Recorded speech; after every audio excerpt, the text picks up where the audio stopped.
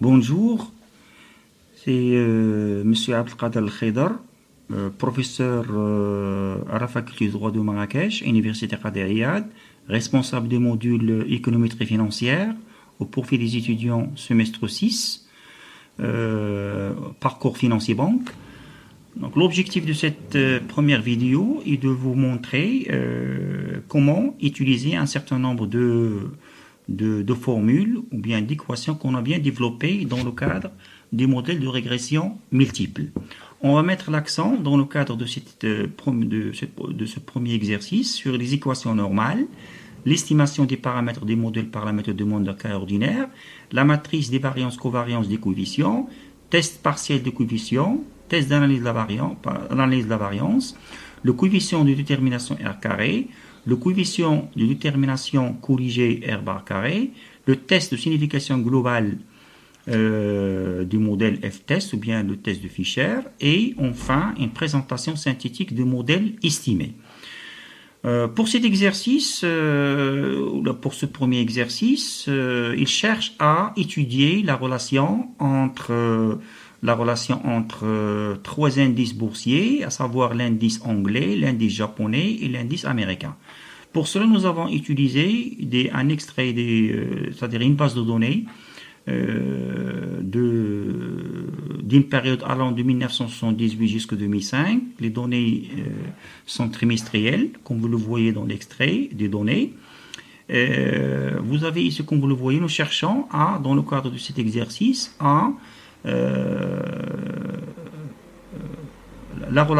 nous cherchons la relation entre la rentabilité de l'indice anglais avec l'indice japonais et l'indice américain. Donc voilà, vous avez un extrait des données. Nous cherchons à estimer les coefficients des modèles, ça veut dire le vecteur bêta, la constante bêta 0, bêta 1, bêta 2, comme vous le voyez dans le cadre c'est-à-dire la formulation des modèles économétriques, par la méthode des Monte-Carlo ordinaire, et en vous donnant un certain nombre de calculs pratiques pour faire le calcul. Vous avez la matrice X transpose X, d'accord, vous avez donc les données, vous avez la matrice X transpose Y, comme vous le voyez, et vous avez la matrice X transpose X-1, déjà calculée, comme nous l'avons déjà précisé dans le cadre de notre cours. Et enfin, vous avez le calcul de la somme des carrés de la variable endogène, la somme de t est égale à n, c'est-à-dire RFTCE, c'est-à-dire l'indice de la rentabilité anglais, comme vous le voyez, de l'indice anglais, 0,4884. Les questions posées dans le cadre de cet exercice, la première question qui me paraît une question très importante, on vous demande de calculer la taille de l'échantillon. Pourquoi cette question est importante? Parce que, comme vous le voyez dans l'énoncé de l'exercice, on n'a pas donné la taille de l'échantillon, on a donné uniquement le début et la fin de la période. Donc il y a deux façons de calculer cette taille d'échantillon, soit qu'il faut la calculer directement c'est-à-dire le nombre d'observations de 1978 à 2005, ou bien on peut, comme nous allons le voir, la réponse à la question 1, recours aux équations normales pour un modèle de régression multiple. La deuxième question, il porte sur l'explication des valeurs de la matrice X transpose X et X transpose Y. La troisième question, on vous demande d'interpréter les paramètres du modèle estimé. La quatrième question, on vous demande de calculer les résidus pour la première et la dernière observation, ainsi que l'estimation de la variance résiduelle.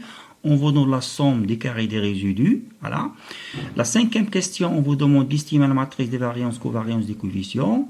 La sixième question, on vous demande de faire le test de significativité partielle de chaque coefficient au risque de 5%. La septième question, on vous demande de dresser le tableau d'analyse de la variance. La huitième question, on vous demande de calculer le coefficient de détermination R carré et celui donc de détermination corrigée R bar carré.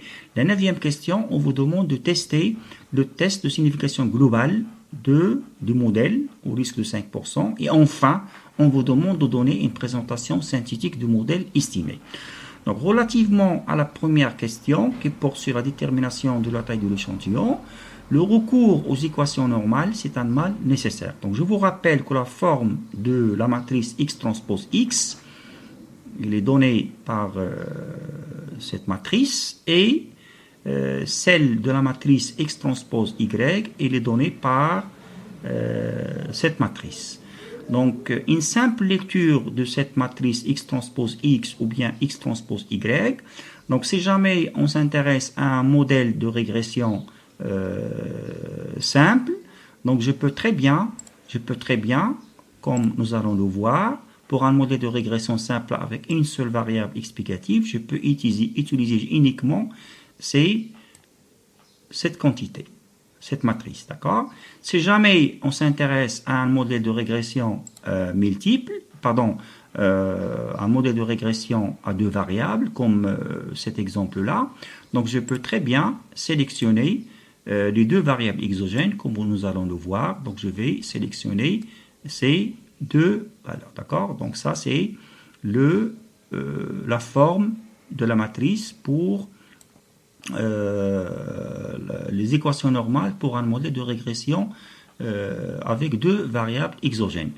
De même pour la matrice X transpose Y, donc X transpose Y, comme nous allons le voir. Si jamais on s'intéresse à un modèle de régression simple, donc je vais prendre uniquement simple, donc je vais prendre uniquement ces deux valeurs. Et si jamais un modèle de régression double avec deux variables exogènes, comme le cas de cet exercice, donc je peux prendre ces deux valeurs, d'accord? Donc je peux prendre uniquement cette partie. Donc voilà comment utiliser les équations normales.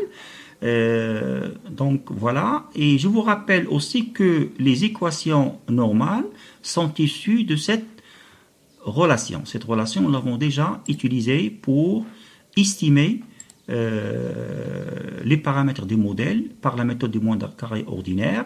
Donc là, comme vous le voyez, vous avez déjà, à partir de cette forme, je peux déduire les équations normales. Cette formule, nous l'avons utilisée pour estimer les paramètres du modèle par la méthode du moindre carré ordinaire. Donc voilà pour répondre à cette question. Et nous constatons que la forme, à partir de la forme de la matrice X transpose X, comme nous l'avons déjà précisé auparavant, donc il a cette forme pour un modèle de régression avec deux variables exogènes. Vous avez ici la taille de l'échantillon. Donc la taille de l'échantillon, comme vous le voyez, c'est n, c'est ce que nous cherchons. C'est la raison pour laquelle, à partir des résultats donnés par la matrice X transpose X, je peux répondre à la première question, comme quoi la taille de l'échantillon est égale à donc la taille de l'échantillon est égale à 110. Donc c'est la réponse à la première question. Donc n, la taille de l'échantillon est égale à 110, c'est le nombre d'observations entre la première période et la dernière période.